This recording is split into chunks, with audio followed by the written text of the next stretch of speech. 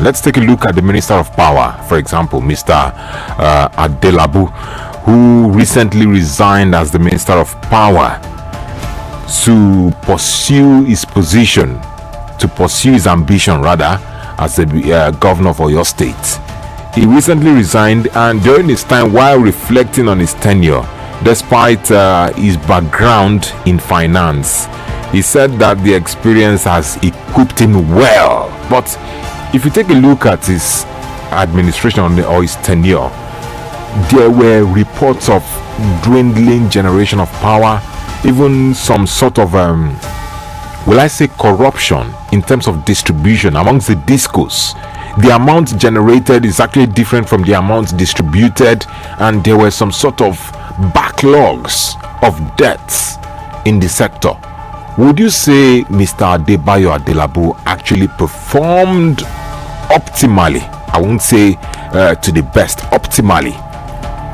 Unfortunately, the system that we are having right now make it so hard to objectively assess any of the government appointees. I'm trying to remove emotion as much as possible. Yes. If you ask me right now, if I'm putting my emotion in the mayor, I'll tell you no. That because I did not enjoy light. And he's the man in charge of electricity in Nigeria. But if we want to look at it objectively, yes, there are too many variables in place. Okay. I'll give you an instance. We know President Muhammadu Buhari to be very assertive. Yes. He tried it with disco. Naturally, President stopped talking about it. At the moment, I was happy. I thought it would be the end of disco. When President Tinubu came on board, he did the same. In fact, do you remember at the early period of this administration, if you can recall how assertive, demanding, audacious the now resigned Minister of Power is, you will realize that he intended lofty things for Nigerians. But at a point, I think people call him and say, look, you can't do more than you can do. You can't do more than you can do.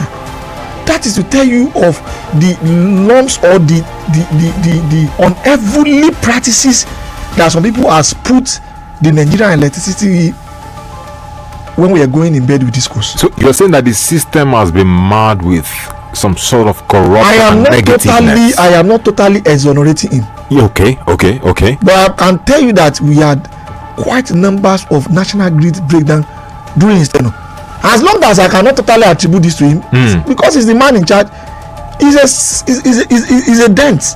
He also met some challenges, and I agree. I'm telling you. He also mentioned some challenges like gas shortages, vandalism. That is what I'm telling you. And all that. We know we cannot totally attribute this, but you are the man in power, so you cannot be totally exonerated. That is the issue with this prepaid, and the debt with prepaid. That's another problem.